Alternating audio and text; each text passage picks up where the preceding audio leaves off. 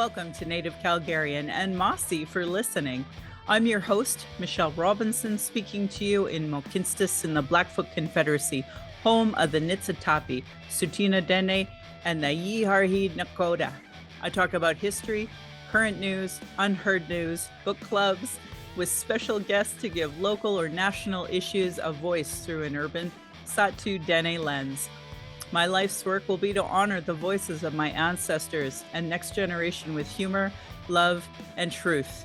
Reconciliation is work, not performance. May we honor all Indigenous voices with that courage.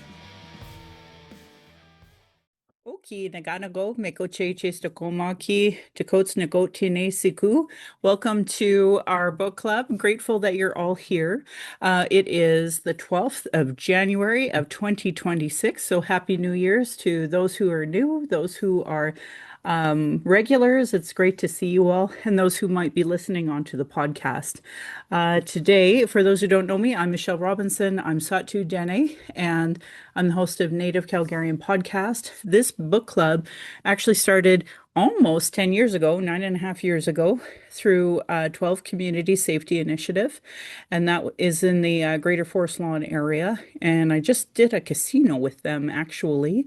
So because they have a quarterly newspaper that goes out to the 12 communities of the Greater Forest Lawn called the Community Connector. And, hit and miss. Sometimes we're in there, sometimes we're not. But at the end of the day, this was meant to serve the Greater Forest Lawn Calgary community, only it's now international instead. And through Zoom because of COVID and the Calgary Public Library not working with me during COVID. So that is why it had transformed onto Native Calgarian podcast. And I'm grateful to have you all here. So kind of some safety rules for our group. If you don't want to be recorded, what I do is get you to either message me or you can just tell me and I will pause the recording so that we can move forward and you can feel safe to say what it is you need to say.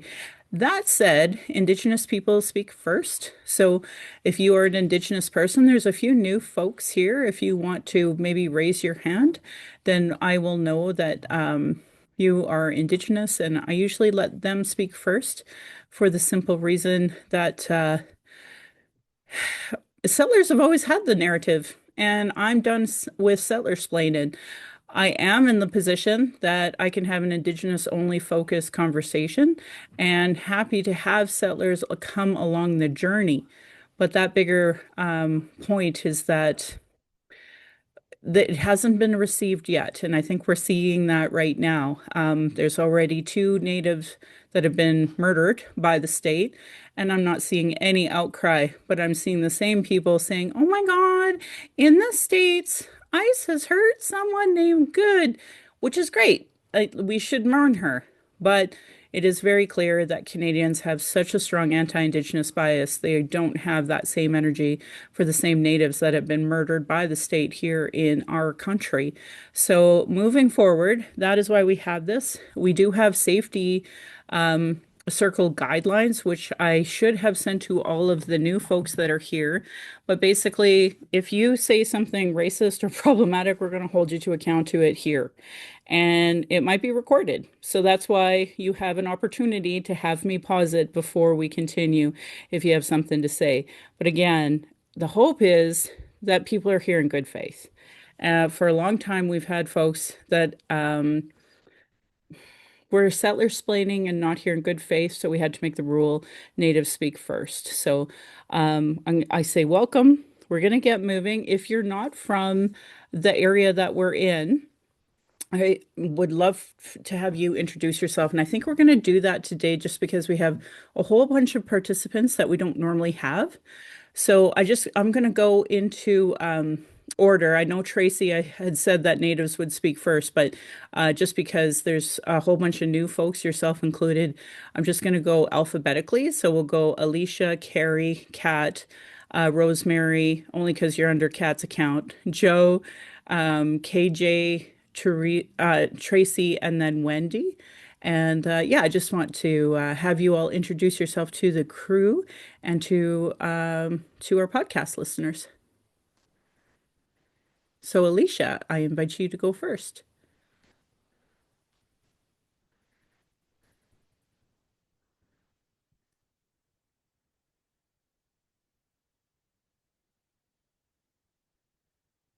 All right, I'm going to move on to Carrie Gaze. Hi, Michelle. Hi, attendees. I'm Carrie Gaze, and I am a third settler, um, white woman, um, on my journey of anti-racism. And yeah, grateful to be here, glad to be here. And I'm still waiting for my book. Shoot, hey? Yeah. Darn. Okay. How about we go with Kat and then Rosemary? Hi, I'm Kat Schick.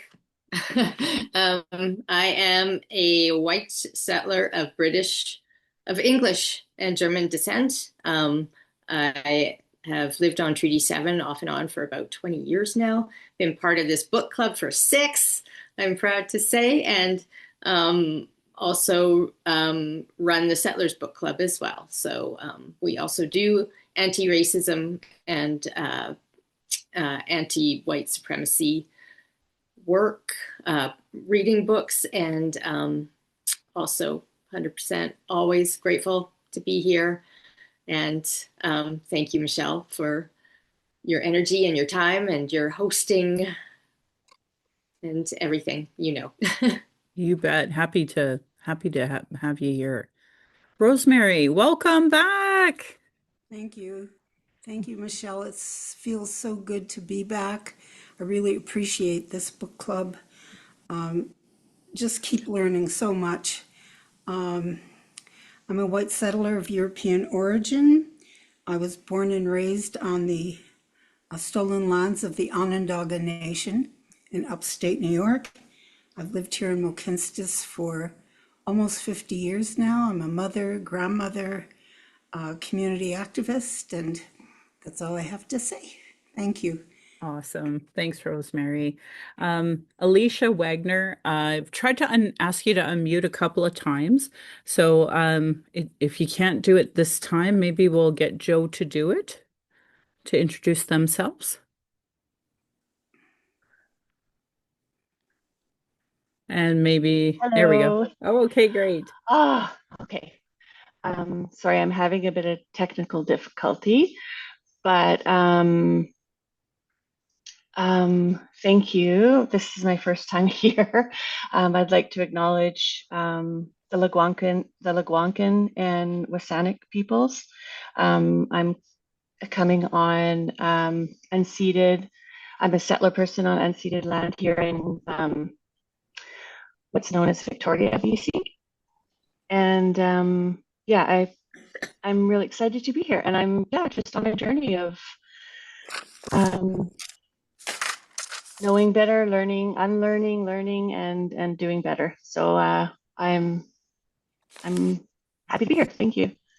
Great to have you here, Joe. Thank you.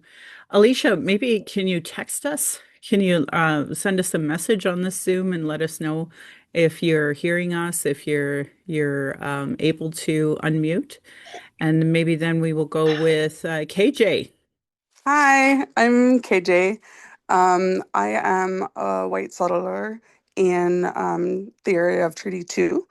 I've been coming to book club off and on as I can, as my library has the books, since like fall of last year. I'm very excited to be here. I always learn so much from you, Michelle. Thank you so much. And for, just building this beautiful community that you have. It's such an incredibly safe space. So grateful to learn from all of you. Thank you. Awesome. Great to have you here. Thank you. So we'll go Tracy and then Wendy. Hi, everyone. I'm Tracy Ray, and I'm displaced Cree Métis from my Indigenous parent is from Winnipeg under the name Chartrand. So it wasn't until I was an adult that I started learning about my culture. And I'm trying to, engage in ceremony and language lessons and stuff. And currently I'm in the Forest Lawn area where the book club originated. So nice to meet everybody. Great to have you here, Tracy. And Wendy, would you like to chime in? Hi, everyone. My name is Wendy Benoit. I am a settler here on Treaty 7, was born here, and my four generations back had moved to this area and settled right between Treaty 6 and 8 in northern parts of Alberta. Lived much of my younger life, both in Oklahoma and Newfoundland, so various different places as a settler in all of those locations, and then spent most of my adult life here on Treaty 7, and have really appreciated the learning and the connections with all of you. And thank you, Michelle, for continuing this book club. Have been a part of this group for a few years now and continue to find it really meaningful. So thanks so much. Wonderful. Alicia, I know you haven't got a chance to send us a message in the chat. I just want to make sure everybody here is comfortable with Alicia Wagner being here. Um, I don't see it much different than if it was a podcast and it was some rando watching us. I'm sure that they wanted to be here. They went out of their way to get their Zoom, so I'm just going to assume good faith. But if anybody is uncomfortable with that, by all means, give me a message and we can put Alicia in the waiting room if you're uncomfortable with that. So just let me know. In the meantime, let's get going. So, 21 things you need to know about Indigenous self-government, a conversation about dismantling the Indian Act by Bob Joseph.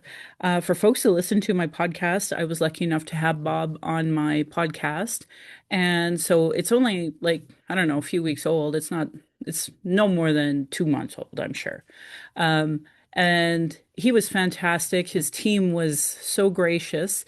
As we know after reading this book, he's a hereditary chief, and he did the book 21 Things You May Not Know About the Indian Act as well.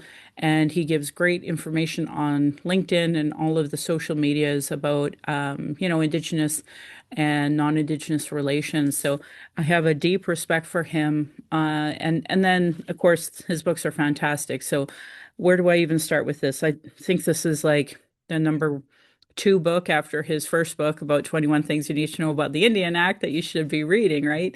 Every Canadian should know this. Now, I feel like I talk about this stuff all the time. So for me, I'm just going to highlight a few things that I want to highlight for me.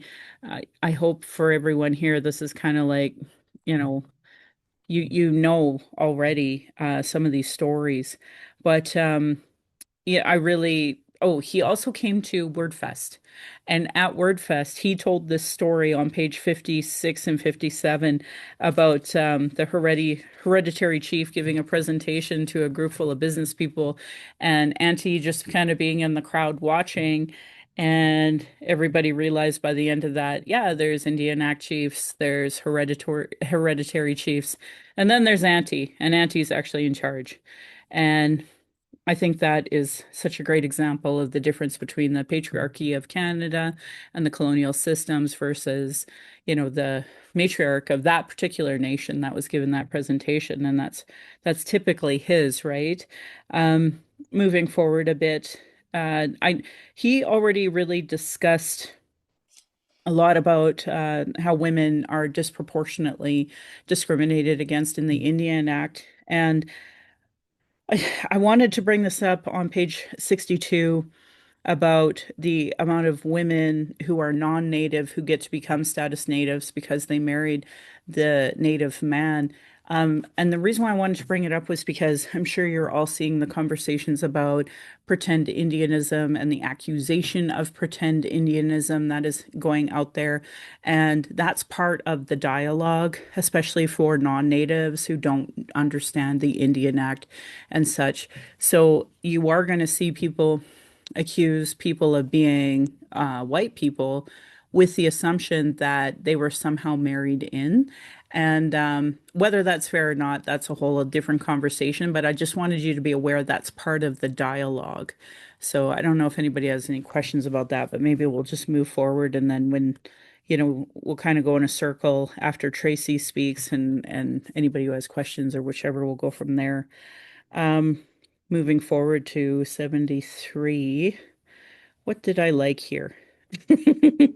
I didn't have time to underline things. So this is the Auditor's General's report of 2011, and it talked about how that there's over 60,000 reports a year from over the, 634 First Nations that nobody reads. So it's just this massive amount of time and energy being put into reports for the government that absolutely nobody reads. And so when we talk about, red tape, bureaucracy, inefficiencies, it's such a great example of it. So I just wanted to highlight it because I hear that over and over again, and it's never pointed out the inefficiencies from the government of Canada onto the Native people, despite I don't know why there's such a disconnect to understand we are oppressed under the Indian Act, but yeah, we're still here. What do you do? Um, Fast forward, I really enjoyed this little section actually because I thought it was important to talk about, the concept of taxing on First Nation land. And we don't really hear a lot of that. And I think that, he said here there are currently 39 First Nations collecting a First Nation, goods and services tax for purchases on their lands. And I think a lot of people ask why we don't. Well, this is a great kind of point to highlight that it can be done for folks paying attention, but just most folks don't pay attention. The next chapter is chapter 12, where it talks about language rights, our Indigenous rights. It was just funny. I was on the threads talking about people. I'd love to be learning about my language, but I'm too busy trying to keep the US out of Alberta and Canada and people are so ignorant about what's happening right now with these recall petitions and such, right? Like they don't understand it's a US war machine that is influencing a small group of small-minded Albertans and paying for this. So for those doing recalls, those for signing it, those promoting it, like these are like the front line to stopping this legally. It's just like I don't want a war. I'm sure you guys don't want a war. Nobody wants a war, but the war machine wants a war. But anyway, so moving forward, reducing barriers to Indigenous economic growth. This is on page 100. And I really like we've talked endlessly on the podcast and in the book club about the 107 prosperities to economic calls to action, and it's not mentioned one time in this book. And I went through the all of his references and such, and it's not even mentioned in here, but he's talking about it through this lens. And I think it's really important to amplify his voice here as well about how the current government approach to funding is possibly the most significant challenge when it comes to infrastructure and economic development. And it goes through all of the things that how much we were falling behind because of the lack of, meaningful investment. And then there's the report for building pathways to 2025 or 2050, moving forward to the National Infrastructure Assessment. And it emphasized the importance of supporting capacity building, key infrastructure issues in Indigenous communities, from diesel dependency, the investment to safe transportation corridors, high-speed broadband connectivity, and of course, Calgary gets a shout out here for our piss poor water infrastructure. And of course, he has a little piece of it about it being declared in 2010 under the United Nations water and sanitation as a human right. And yet here we still have all these drinking water advisories in Canada. So I was glad he highlighted that here. Moving on to 15, I have page 106, dog-eared, because I thought it was important to dog-ear that. Not being able to secure loans poses a significant barrier for nations to realize Indigenous self-reliance. I really thought this was important for people to understand why it is this Section 89 of the Indian Act is really the massive barrier. Because, like, I'll say, oh, do you understand the barriers? And maybe I'm going to start saying, do you know the barriers of Section 89 of the Indian Act? And hopefully they get some settler to look it up. But I just thought it was a great example of he told the story at the Word Fest, him trying to get this loan and needing his non-status wife as a co-signer in order for him to get this loan. And I can't imagine, he never brought it up in the book or at WordFest, but how emasculating that must be, right? To need your white, um, or I should say non-status. I don't know what her nationality is, and she very well could be non-status just simply because of the Indian Act, which is like ironic in itself, isn't it? So just moving forward, he talks a lot about taxation and revenue sharing, which are important conversations to have as well. I looked up on page 112, he brought up gaming and he talked about Bill S268, and I looked it up and it did die when Justin Trudeau had to step down in order to have a leadership race. So unfortunately, that will not be in a going forward until somebody else decides it's worthy of us going forward with. Um, oh yeah, and then you all know I talk about the Yellowhead Institute as like one of my favorite resources on page 130. He brought that up again about the stat. Oh, out of the 47 funding items for Indigenous initiatives, only 9.8% went directly to Indigenous organizations, service funders, and communities. The majority of the funding went to government departments and external organizations and agencies. Like, so when people say, "Oh, these dumbass Indians being unable to take care of their money," when over 90% of it goes to the government of Canada or non-Indigenous agencies in general, and it's such like, and this is why I bring up the Yellowhead Institute all the time because they showcase these types of statistics. Beforehand, it was just Dr. Pam Palmater doing it during Idle No More, and those were the stats I was using. Um, Fast forward to 138, the Victoria's Reconciliation Contribution Fund. It's a great concept and a great idea.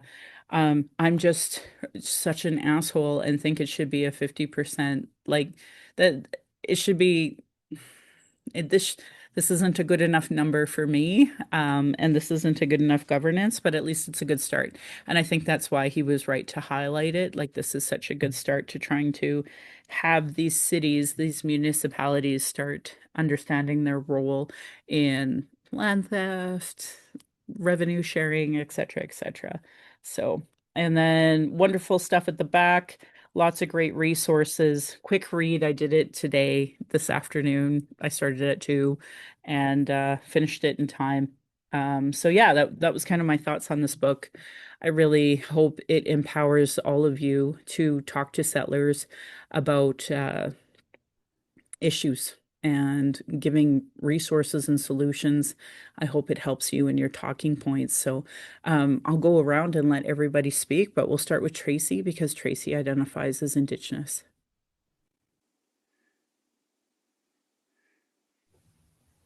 Thank you. Well, I do better when I do text, and I got this on audiobook. So all my facts are kind of floating around here. But it just the points that you brought up made me aware that I need to get the actual documents, and I need to get the hard copy. And what I like to do when a book seems really important is I like to get about 4 copies of it and hand it out to some friends and have a little mini book club and then discuss it over coffee. So I've done that with a couple of the race learning books, like learning about racism, some of the Beverly D'Angelo stuff. And so anyway, I've found that this book is definitely one of those books. Because even just listening to it on audio, I have like 3 pages of notes from chapter 1 and 2. And it's all stuff that I need to go look up more. Like there's so much history that we were never taught. Like it's just ridiculous. I had to stop at chapter 3 because I was so angry. It's like, how did I get through not knowing, being able to remember these dates better. That he's talking about the first contact and things like that. So anyway, that's what I'm going to do. I'm just here learning, basically, and learning what other people are picking out that's really important. And it's definitely a book that I have to go through and mark up on the hard copy, because I learn better that way and I would be able to discuss it better that way. But I actually listened to the full audio book. Like, I bought the audio book on Audible, and I've listened to it 3 times through. And still, still I need to buy the hard copy, because not so much that I don't remember a bunch of stuff, but more so that I find that everything is worth discussing with everybody. I have questions about why, it only took like 15 years in the early part of Canada for the treaties to be broken. 15 years, it took for things to go bad, and yeah, anyway, I'll keep learning, I guess, but definitely interested in what everybody else picked out as important. And when I'm done making notes, I'll come out and share and have coffee with people. Well, that's all I can ask, that's for sure. Kat, do you want to chime in, and then Rosemary? Well, you missed Carrie. Should Carrie go? Carrie, sorry, do you want to go? Sure. So again, my disclaimer and my excuse. My book is still in the weights, but that's okay, because I only ordered it 2 weeks ago. However, I will share in I try to be very mindful of where I get my information, and to do my due diligence, because if I don't, it is my undoing, and that makes an ass out of me. And then it perpetuates all of the white shit that I hate. And yeah. So with that said, I bought the book from oh God, I keep forgetting. Good Good Minds, which is a 100% Indigenous Canadian owned book source. So it is coming, and I'm looking forward to it. I do have and read 21 things, and I have it all marked or whatever. And I've turned to this page a couple of times. I'm just going to read it because it means something to me. He says, in this book, I have endeavored to provide insight into just 21 of the rules, regulations, and prohibitions of the Indian Act. It is an incredibly broad topic and a vast body of law that, in its entirety, continues to touch on every aspect of an Indian person's life, from womb to tomb. Yeah. And then further down, it gives you, he says, if you're interested in reading the full text of the Indian Act, 1876, please visit blah, blah, blah, blah, blah. And I have.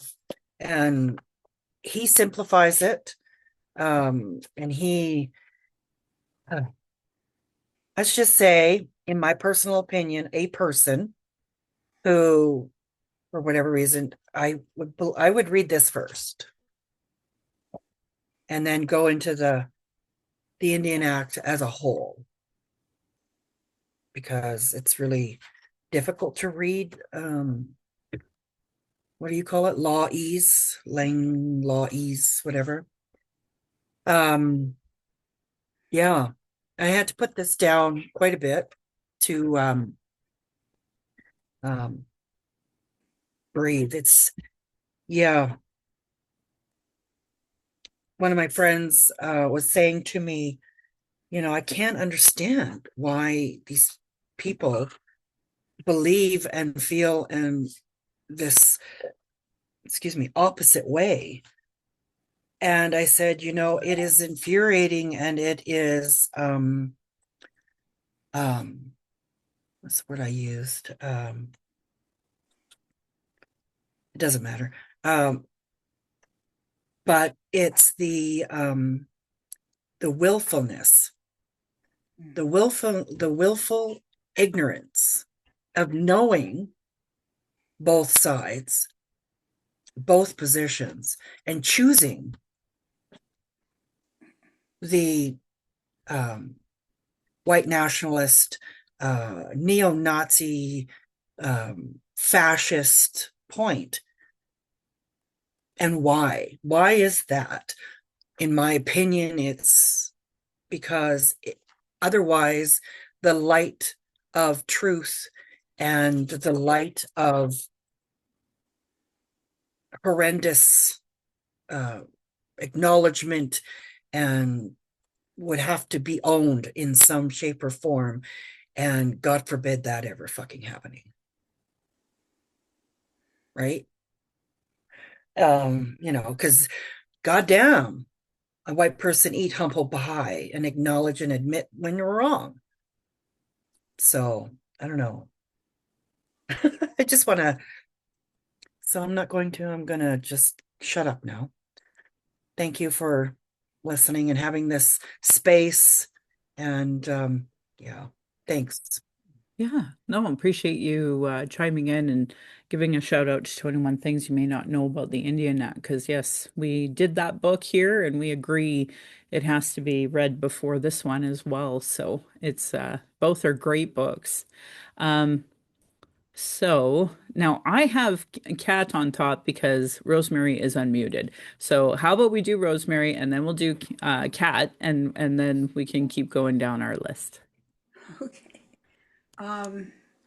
No, I'm so glad you put this on our reading list because we hear the phrase self-government over and over, right? By different people. And I think that this book is really important because it made it so clear that there's no one cookie cutter approach to self-government, that each nation, with the federal government will work out what the agreements are. I didn't take down specific notes, but he mentions specific nations that are on their way to doing that, that many people think it's a pie in the sky thing, yet there are quite a few nations across the country who've already entered into self-government agreements. I think his points, many of his points, he tied together a lot of things that we've touched on before in other books, like the government's fiduciary responsibility, right, to Indigenous nations, and using that responsibility to transition from dependency to independence and how important that is. And yet, he makes it so clear all of the barriers that are being put in the way of doing that.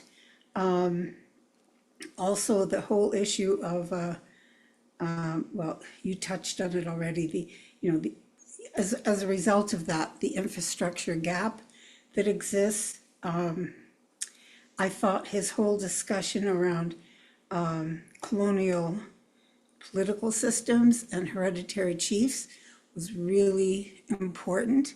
And I did have a question. Maybe it's just the way my head works because I was also listening to an audiobook. I thought I downloaded an ebook, but no, it was the audiobook. Do any of the self-government agreements that exist, or are any of the ones that are in the process of being negotiated, actually shifting from the Band Council model to a different model? I think if you go into the back of the book, which I respectfully understand you said ebook or audiobook, like it has the link that he specifically uses as something that you can see as how it works. So maybe what I can encourage everyone here to do is find that link. I mean, I'll copy and paste it here anyway, and but just try to answer that question. You know, Yes. how you feel it, what, because there's multiple. So I know he gave very specifically that one, um, geez, at the very end here, the self-government is achievable on 139. He Mm-hmm. outright said exactly that, where it's like anybody can see, um, this particular nation and go from there. So I'll look that up while you're doing that. And I just think it's important to highlight that's one of a couple, one of a few already. Oh, here it is. Yeah, I'll Google this and put it um into the comments section Yeah, here. So, thank you but so if you much. want to continue, I'll do that while you're chit chat. Just very quickly, his distinction between the government simply downloading administrative tasks, right, to a reserve to implement what are basically government design programs, and the need for Indigenous peoples to be designing, right, their own programs, regardless of the area, health, education, resource development, etc. And I'll just tie it up by saying, again, we've heard over and over the importance of Indigenous nations having control over the resources so that they can enter in, control over resources and the need for prior and informed consent. And I'll just leave it at that. Yeah.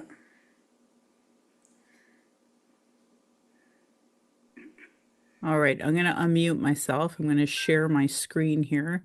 Sorry to my podcast listeners that you cannot see this, but I'm going to share my screen. Share that big green button, Michelle. Come on. All right. Share. Okay. So this is what it looks like. This is the link that's at the end of the book. And oh, I hope I didn't have anything bad in my search bar there. This is what it looks like. And it really is. So it says milestones, understanding treaty documents, side agreements, treaty implementation, land claims agreements. And then on the side, it has a land claim agreement coalition where it talks about its government, its village, its societies, its elections, its natural resources, finance, statutes and regulations, reports and statement, and quality of life. So I think, our we should have a quick look through that, and then maybe if we can find other examples as well, um, just put this into our chat so everybody has a link to it. There we go. So great question, great reflections. And Kat, do you want to chime in? I do indeed. I love this book as well. It is super informative and accessible. And you're right, every Canadian should read this. And then they will shut the fuck up about taxation and uh, all the money that Indigenous people are getting.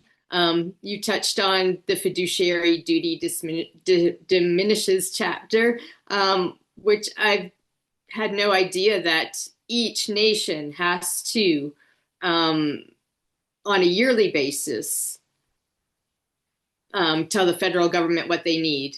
So he makes the point, it's like, how can they do any long-term strategic planning if you have to report every year and follow exactly what the government wants you to do every year? It makes no sense.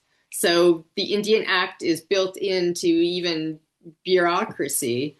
And I love the whole chapter about self-government is achievable. It just proves that people are doing it already. So my question would be, if he were here, just throwing it out to the universe, how can we support Indigenous nations who are working towards self-government? And that's something he also touched off touched on in the local governments can support self-government. So I know Calgary has its White Goose Flying Report, and they report to Calgarians yearly about what they've done and what they are doing. So we can also maybe hold them to account and make sure they are doing all the things that he suggests in this book. I will be quiet now and let someone else go. I feel like you answered, or you asked a question that you answered yourself, and Yes. you know, so I don't think I have to chime in, but I will say to other folks, like members of this book club who have done the work of reading the TRC, who have done the work of reading the National Inquiry, who have done the work of reading books like this, they're the ones that started the Reconciliation Action Group, which I'm obviously honored to be a co-founder of. For this exact reason, so that we can start pushing some of these governments. Because for folks who don't know, if I'm hired by the city of Calgary, I have to shut the fuck up. There's no more Michelle, being able to be honest. It's like, oh no, we totally agree with that funding structure so that I can keep my job and maybe not lose my mortgage, and, smile and nod and behave and be the good little token Indian so that I can keep my job.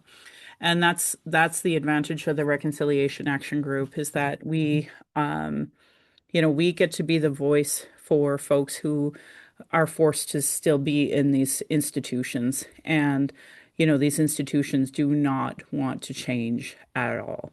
So I'm quite proud of the Reconciliation Action Group trying to, hold some of these institutions to account on a number of issues. And I just tell people, like, if you are not in Calgary, start a meaningful reconciliation group. Go to a local church, see if they have a reconciliation committee, see are they a meaningful one. If you don't have one at work, start one at work, your sports club, whichever.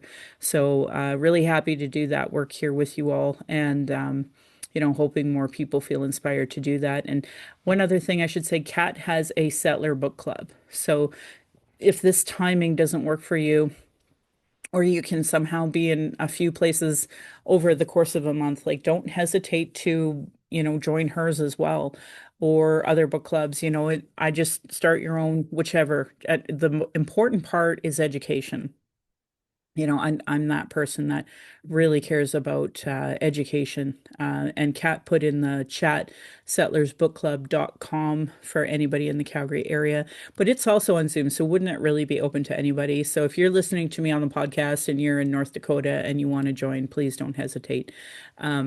That's the way it should be.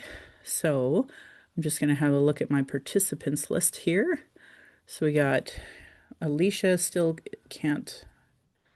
All right, so next up would be Joe, it looks like. Hi. I'm going to respectfully pass to the next person. Yeah, I'm feeling like listening today, and if that's okay. Sounds good. KJ. I am so excited. So, Mr. Bob Joseph came with receipts. And I absolutely love that, because it shows that he was like being like objective in saying what has worked in the past, what hasn't, blah, blah, and like here's the sources, you know what I mean, which I absolutely love. And like this is one of those books that I will buy for my bookshelf so that when I'm having conversations with people and someone says some stupid shit, I can be like, okay, let's look this up, let's get it done. Obviously, I've been doing this for 2 seconds. So there was some things that I knew, once again, lots that I didn't. Um, so always a great learning experience, and like digging in to those uncomfortable moments of like, oh shit. And then on top of that, I think what stuck out for me, like as a white disabled settler, is there was a line in there that was like small actions can lead to like big change, basically, right? And I often like am like, I feel terrible because I can't get out and do a lot of things. What can I do? I can email, I can boost Indigenous creators, I can have those uncomfortable conversations with people. So when I went to go um, get this book from the library, they only had it on physical copy rather than digital. And my local branch, there's 10 branches in the city, but the librarian was like, I'm actually really interested in this. I'd love to hear your thoughts on it. I'm like, absolutely, when I'm done, for sure. And I told him about the book club, and he was just like, like, let us know if there's anything that we don't have, and we'll try to get it in. It might not help for the first half of the year, but we might be able to get in like the later halves and stuff, right? Because they're like, we're really trying to like get more of a collection. So like even just getting out of the house to pick up a physical copy rather than checking out the ebook from my library was one of those opportunities that I didn't think that I would have necessarily had. So that like that one moment was really powerful for me in the sense that like, okay, I might not be able to do all these like big grand things that so many other people can do, but small things do help. So um yeah, just remembering that at the end of the day was like super empowering. And, you know, having those receipts to be able to be like, okay, well, let's look this up. You know what I mean? Is super cool. So I greatly appreciated having this be this month's book. So thank you. Well, I appreciate that. And you made up an incredibly valid point that I love, love, love. And I always encourage people to go to their library for that reason. I'm a big believer in libraries. They are the best thing on the planet, in my opinion, which is why there's banned books and people trying so hard to dismantle libraries, because God forbid you have knowledge and read and think and have ideas and hold government to account, you know. One other thing I will say that people can do is that you can write a review, because a lot of racists go out of their way to write reviews that are negative in order to discourage people from buying the book. So if you have a positive review, I highly recommend posting about it or wherever you do your book reviews, because it does help Indigenous authors. And then it teaches the press world, the publishing world, that Indigenous voices and do indeed matter. And I'll just quickly, the late Lee Miracle told the story at the University of Calgary that she had to petition a publisher to publish a book of hers, because nobody was willing to, nobody needs to hear a stupid Indigenous woman's voice, was the attitude at the time. So she petitioned and got a whole bunch of people that said they would guarantee to buy the book if they would publish it. So once she had a certain number, the publisher published it, and sure enough, she became Lee Miracle, the, famous author that Canadians are very lucky to have be a trailblazer for all of us. So, really important to write positive reviews of a good book for others and for the Indigenous authors as well. Um, yeah, Wendy, do you want to chime in? Thanks so much, and appreciate what everyone has already shared about this book. I found it really I already was impressed with his first book, and so this one was equally excellent. And as you described, Michelle, it is a quick read. As KJ just mentioned, it's a good one to have on the shelf to like be able to go back to as a reference point. I think I have a few notes here that I wanted to mention that I really took away from this read and appreciated. So I liked his emphasis on UNDRIP. So I liked how he kind of framed that and reminded that as a grounding for, how really it just emphasizes the scale of what we're talking about, and gives kind of a I don't know, it just gave a lot of strength to the way that he described things. And others have already emphasized this really well.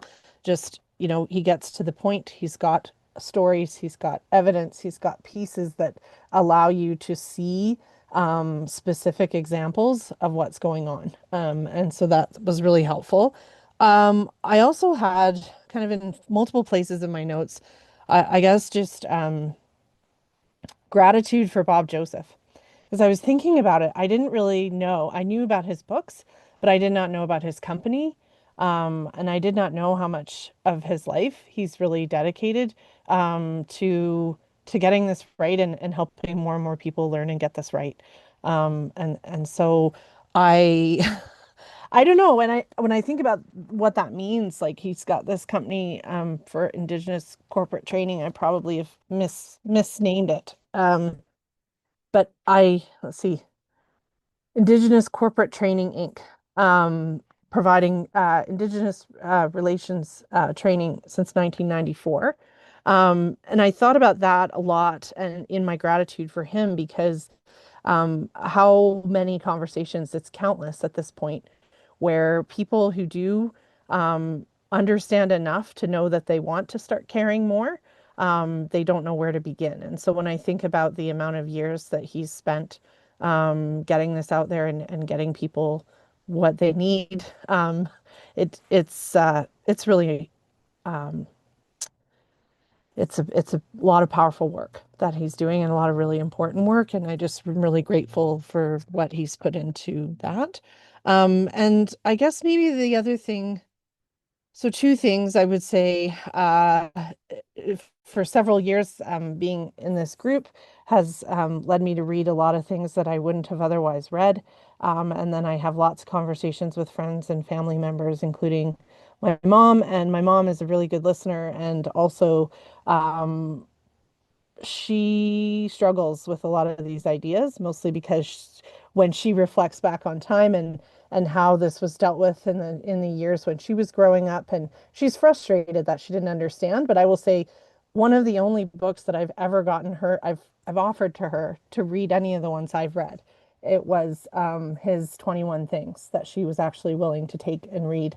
And so I just wanted to mention that because it meant a lot to me that she did that. And it also says a lot about these books and how they can be accessible to people even at any point in where they're thinking about these things. And the last thing that I wanted to mention was just I really appreciated a lot in the appendices how he really supports you as you finish up. And what a powerful section that was on the questions from Indigenous youth. Like I kept going back and rereading those questions because they just are so much food for thought. They just really get your thinking going. And I think by including them, not only are there pragmatic ways that it's good to include them, but he's been able to really point to a lot of the strength and strong ideas and strong people that we need to think about when we think about Indigenous youth. So I just wanted to add those thoughts, but happy to hear anything more that others have noticed. And in the right moment, I will gently suggest to my mom maybe she wants to read the next one. So we'll see. That'd be awesome. Well, I'm so glad. I'm so glad everybody chimed in. Encourage anybody to unmute and if you have any reflections about what was said, that we can continue. I did send a link to Telus. Telus had an interview with him. My podcast did. If you prefer to watch it, I do have a YouTube channel. I'm not going to put the link in here right now, though, but there's so many resources, and he's so gracious about giving his time. And as he said in his book, like he's a hereditary chief in training. And very shortly, I don't know how many more books he's going to be writing. Like I just don't know because he's been doing this great work all over. And I can't emphasize how kind him and his team were to me to include me to he came to WordFest and I said, I'd love to reach out to you both. And he was busy for a month or whatever, but it was his team that got back to me first. And I was like, what? I'm supposed to be the one reaching out. And it was his team, right? So when he talks about, podcasts at the end, in all of the resources, like he wasn't joking. And I know he's been on other people's podcasts as well. So the hope is that more people will just hear his voice and be willing to hear it and willing to learn and undo all this Canadian propaganda that has been mistakenly taught to everybody over time. So yeah, so those are the links that I put into the chat. Tracy said that they had put forward an email for the Settlers Book Club, so that's great. And yeah, And yeah, does anybody else want to chime in about the book? Boy, we just zip through it with all these new folks. That's great. I wanted to also point out chapter 13, the socioeconomic issues can be remedied, and the 9, 8, 9 points that he addresses about inadequate housing conditions, lower income levels, et cetera, et cetera. So those are really good short paragraphs for people to go for statistics as well, if you need talking points for your folks. Yeah, no kidding. I had two questions. You mentioned the author Lee Miracle. Was it Miracle or Yeah, they so have it's Maracle. AC? Okay. One of And then the, yeah, go sorry. ahead. Go ahead. Well, I had a question for the group, I guess, and for anyone who wants to chime in. Um,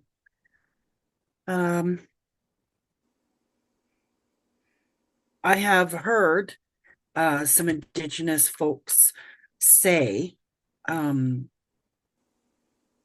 and I'm paraphrasing, the Indian Act isn't great, but it's the only leverage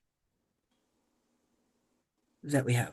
And I understand that those are, personal opinions and stuff. I just wanted to know if there was anybody else that held that same opinion and would care to share why. Um, I w how do I say this? Like, first of all, the book, The 21 Things You May Not Know About the Indian Act, is pretty clear. Right? Like, it's a hostile takeover from the British to Indigenous people. Like, there's no nice way to say that's what the Indian Act is. We have inherent rights. And there are a lot of people that just can't comprehend that. And to be fair, you're all learning, so are a lot of natives. Not every native was taught these things. I know I sure wasn't. Just like Tracy, I've only been on this journey in my adult time because Lee Miracle wasn't even allowed to publish a fucking book. Let's be fair, right? So asking a question like that with not understanding the Indian Act in general and not understanding treaty and not understanding self-governance, which is where we're trying to get to, like these are people that have not done that work, right? So, you can have black people who are racist towards black. You can have natives who are racist against natives. And, you can have women who are misogynistic to women. They have to unpack that on the inside, right? And for me, like, I block lots of natives who haven't done the work, have strong opinions, and they're allowed to, but maybe not in my world. We trigger each other because I just don't have time for ignorance. I just don't, and I'm not going to help people unpack their internalized racism. Like that really is a self-reflecting journey for people to do. So, yeah, Yeah, that's how I look at it. I just wasn't going to be that white woman. um, I um, I was pretty shocked at some of that stance, but I But was Carrie, you able do have to understand that we have a multi-billion-dollar military industrial complex paying bots to be, oh no, I'm totally native when yeah, they're not, yeah. So just be careful who it is that this person is or claims to be, especially if it's online, because It's just there's a lots of bots couple. that are not real. Like, Oh, I see. Yeah, yeah, in chats and stuff. That's what you're saying. Okay, yeah, okay, yeah. Which okay. is why I was a little hesitant to having somebody not show their face, not unmute, because like Right. this is a real bunch of people, not a bunch of fake people, right? And Yeah. so, there's a difference. Rosemary, did you want to chime in? Yeah, just I was just thinking back to Jody Wilson-Raybould's book Indian in the Cabinet, and she addressed that issue a bit about how not all nations feel ready, right, for self-government, and that a lot of internal work and healing, etc., needs to take place for people to feel ready for that. The question, though, did remind me that section, was it 89, around the not being able to use land on reserves for loans. Yeah, it seems to me that in the past, I have heard Indigenous sources talk about that. Like, on the one hand, wouldn't it be great to be able to use land as collateral, but on the other, what might it do to the land base? And I don't know what all of the discussion is around that. Yeah, I think that again, it's each nation has to make that decision about what they're going to do with that. And hopefully we can start making better mechanisms for people to be able to do that. Like at the very end where he was talking about that nation who had bought Hard Rock Cafe, and we're using that as money generation. So, things like that. And Tracy rightfully says we have a lot of work to do to unteach horrible schooling and teachings and to learn what the truth is, what is fair, humane, and human, which is totally legit. Yeah. All right.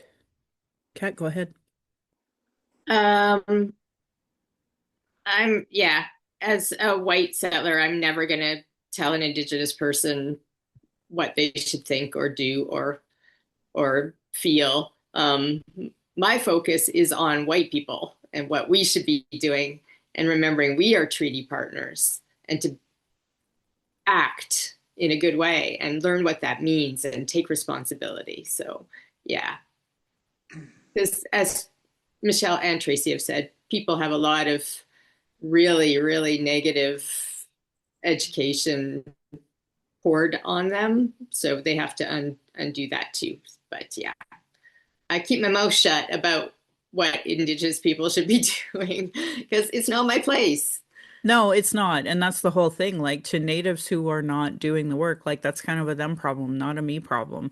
That's like not everyone has the ability to be able to do it. Even I feel like I'm in survival mode and I know I'm not compared to some of my other kin.